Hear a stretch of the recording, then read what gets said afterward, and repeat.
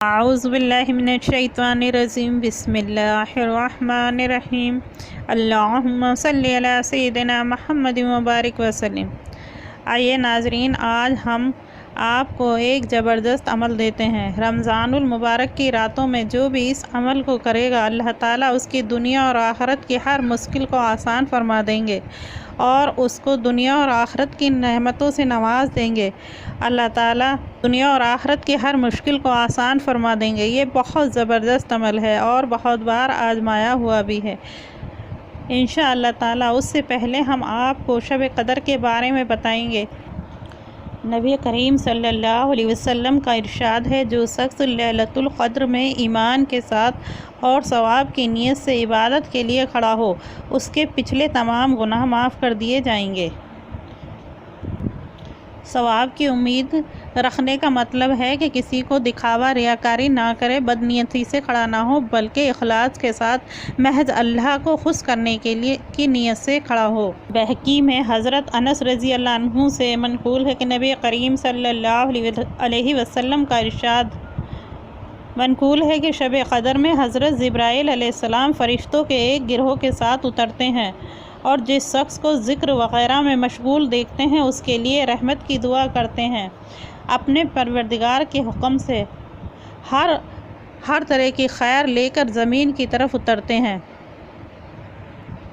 یعنی تمام رات فرشتوں کی طرف سے مومن بندوں پر سلام ہوتا رہتا ہے۔ ایک فوج آتی ہے اور دوسری جاتی ہے۔ مظاہر حق میں لکھا ہے، اسی رات یعنی شب قدر میں اللہ تعالیٰ نے فرشتوں کی پیدائش فرمائی اور اسی رات میں آدم علیہ السلام کا مادہ جمع ہونا شروع ہوا۔ اسی رات میں جنت میں درخت لگائے جاتے ہیں اور دعائیں وغیرہ اسی رات میں قبول ہوتی ہیں۔ حضرت عیسیٰ علیہ السلام اسی رات کو آسمان پر اٹھائے گئے اور اسی رات میں بنی اسرائیل کی توبہ قبول ہوئی۔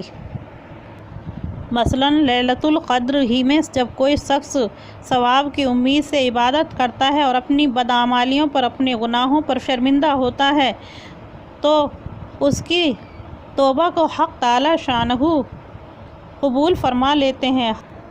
لہٰذا اگر کوئی شخص بڑے گناہ میں مبتلا ہو اور اس کی گناہ کی تلافی کرنا چاہتا ہو، اللہ سے معافی مانگنا چاہتا ہو، تو لیلۃ القدر ہو یا اور قبولیت کا موقع ہو، اپنی بدعمالیوں کو سچے دل سے دل کو پکا کر کے اللہ کے سامنے قبول کرے اور زبان سے توبہ کر لے اور دل سے بھی توبہ کر لے، اللہ کی رحمت کامل متوجہ ہو جاتی ہے۔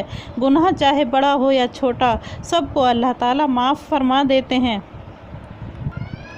حضرت انس رضی اللہ عنہ کہتے ہیں، ایک مرتبہ رمضان المبارک کا مہینہ آیا تو حضور صلی اللہ علیہ وسلم نے فرمایا، تمہارے اوپر ایک مہینہ آیا ہے جس میں ایک رات ہے جو 1000 مہینوں سے افضل ہے۔ جو شخص اس رات سے محروم رہ گیا، گویا ساری ہی خیر سے محروم رہ گیا اور ساری بھلائی سے محروم رہ گیا۔ اس کی محرومی میں کیا شک ہے جو اس قدر بڑی نعمت کو ہاتھ سے کھو دے۔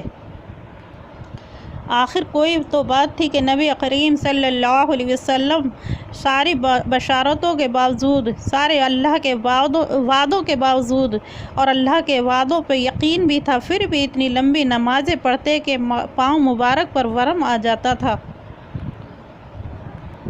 آخر کیا بات تھی؟ حضرت عمر رضی اللہ تعالیٰ عنہ عشاء کی نماز کے بعد گھر میں تشریف لے جاتے اور صبح تک نماز میں گزار دیتے۔ حضرت عثمان رضی اللہ تعالیٰ عنہ دن بھر روزہ رکھتے اور رات بھر نماز میں گزار دیتے، صرف رات کے اول حصے میں تھوڑا سوتے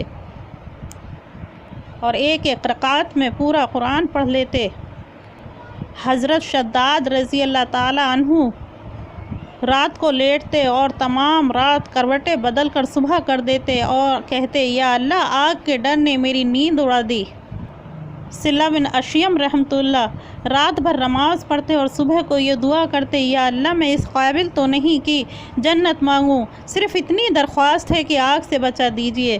حضرت قتادہ رضی اللہ تعالیٰ عنہ تمام رمضان تو ہر رات تین دن میں 3 رات میں ایک قرآن پورا فرماتے، لیکن آخری عشرہ جب آ جاتا یعنی آخری 10 دنوں میں ہر رات میں ایک قرآن شریف ختم فرما لیا کرتے تھے۔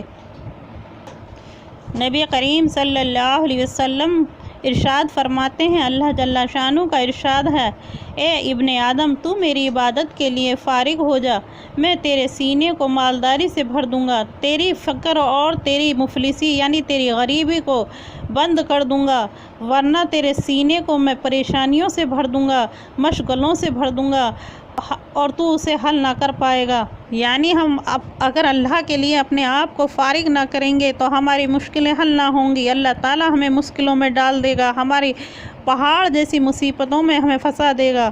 اس لیے ہمیں چاہیے کہ ہم اللہ کی عبادت کر کے اللہ کو راضی کر لیں، اللہ سے اپنے گناہوں مغفرت کروا لیں۔ نبی کریم صلی اللہ علیہ وسلم کا ارشاد ہے، شب قدر میں حضرت جبرائیل علیہ السلام ملائکہ کی ایک جماعت کے ساتھ آتے ہیں اور اس شخص کے لیے جو کھڑا ہو یا بیٹھا ہو، اللہ کا ذکر کر رہا ہو، عبادت میں مشغول ہو، دعائیں مغفرت کرتے ہیں۔ حضرت عائشہ رضی اللہ تعالیٰ عنہا نبی اکرم صلی اللہ علیہ وسلم سے نقل فرماتی ہیں، لیلۃ القدر کو رمضان کے آخر کے عشرے کی طاق راتوں میں تلاش کیا کرو، یعنی 21، 23، 25، 27، 29 کی راتوں میں اس کو تلاش کیا کرو۔ حضرت عبادہ رضی اللہ تعالیٰ عنہ نے نبی کریم صلی اللہ علیہ وسلم سے شب قدر کے بارے میں دریافت کیا تو آپ نے ارشاد فرمایا، رمضان کے آخری عشرے کی طاق راتوں میں یعنی 21، 23، 25، 27، 29 کی آخر راتوں میں اس کو ڈھونڈو۔ جو شخص ایمان کے ساتھ ثواب کی نیت سے اس رات میں عبادت کرے اس کے پچھلے تمام گناہ معاف ہو جاتے ہیں۔ اس رات کی علامت یہ ہے کہ وہ رات کھلی ہوئی چمکدار ہوتی ہے، صاف شفاف، نہ زیادہ گرم ہوتی ہے نہ زیادہ ٹھنڈی ہوتی ہے، بلکہ بیچ کی۔ گویا اس رات میں صبح تک آسمان کے ستارے شیطان کو نہیں مارے جاتے۔ نیز اس کی علامتوں میں یہ بھی ہے کہ اس کے بعد کی جو صبح کو آفتاب یعنی سورج نکلتا ہے وہ چودھویں کے چاند کی طرح ہوتا ہے، یعنی ایسا ہوتا ہے سورج اپنی روشنی نہیں بلکہ ایسا لگتا ہے جیسے چاند چمک رہا ہے، بہت کم روشنی ہو جاتی ہے۔ اس دن آفتاب کے طلوع کے وقت شیطان اس کے ساتھ نکلنے سے روک دیے جاتے ہیں۔ اس رات کے بعد جو صبح ہوتی ہے اس رات کے بعد جو آفتاب نکلتا ہے یعنی سورج نکلتا ہے وہ ایک دم فیکا ہوتا ہے، یعنی اس کے ساتھ دھوپ بہت ہلکی ہوتی ہے، دھندلی سی دھوپ ہوتی ہے۔ یہ اس رات کی نشانیاں ہیں۔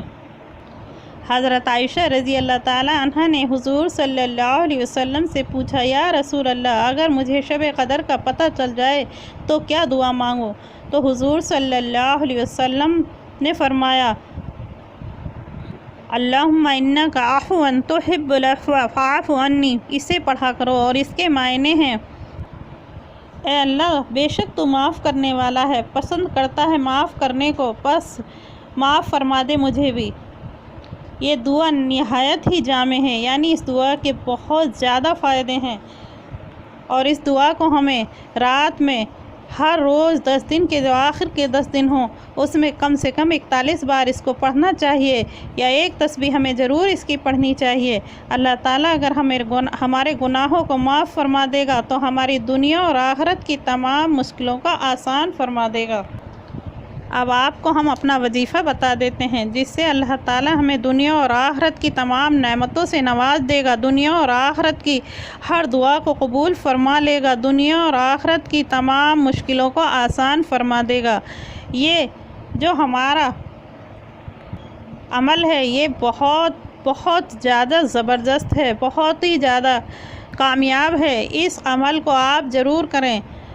آپ آخر کی راتوں میں جب بھی آپ کو موقع ملے 2 رکعت نماز نفل کی نیت باندھیں حاجت کی، اور اس میں پہلی رکعت میں الحمد شریف کے بعد 3 بار سورہ قدر پڑھیں، انا انزلنا فی لیلۃ القدر آخر تک پڑھیں۔ 3 بار اس کو پڑھنے کے بعد 50 بار قل هو اللہ احد کی سورت پڑھیں۔ پھر دوسری رکعت میں بھی اسی طریقے سے الحمد شریف پڑھیں اور اس کے بعد انا انزلنا فی لیلۃ القدر کی 3 بار سورت پڑھیں اور اس کے بعد 50 بار سورہ اخلاص یعنی قل هو اللہ احد پڑھیں اور سلام پھیریں۔ سلام پھیر کر سجدے میں سر رکھ کر اپنی حاجت کو اللہ سے طلب کریں، اللہ سے اپنے گناہوں کی معافی مانگیں اور جو بھی آپ کا بڑے سے بڑا مسئلہ پھنسا ہوا ہو، کوئی اٹکا ہوا ہو، کتنا بھی بڑا مسئلہ ہو، اللہ سے دعا مانگیں۔ یہ ہمارا بار بار کا آزمایا ہوا عمل ہے۔ اللہ نے اس سے بڑی بڑی مصیبتوں کو حل کیا ہے، بڑے بڑے مشکلوں کو، پریشانیوں کو دور کر دیا ہے۔ آپ بھی اس کو آزما کر ضرور دیکھیں، اللہ کی رحمت کو بالکل اپنے نزدیک پائیں گے۔ اللہ تعالیٰ بڑی بڑی مشکلوں کو اس عمل سے آسان فرما دیتے ہیں۔ اللہ تعالیٰ دنیا اور آخرت کی نعمتوں سے نواز دیتے ہیں۔ آپ اس عمل کو جب تک آپ کی مشکل آسان نہ ہو تب تک بھی کر سکتے ہیں، اور اگر آپ رمضانوں میں کر لیں، 1 رات میں، 2 رات میں، 3 رات میں ہی آپ کا مسئلہ انشاءاللہ تعالی ضرور حل ہو جائے گا۔ اور ہمارے لیے ہم سب کو بھی اپنی دعاؤں میں شامل رکھیں، پوری امت کے حق میں دعائیں کریں انشاءاللہ تعالی۔ اللہ ہم سب کو اس کی توفیق عطا فرمائے، آمین یا رب العالمین۔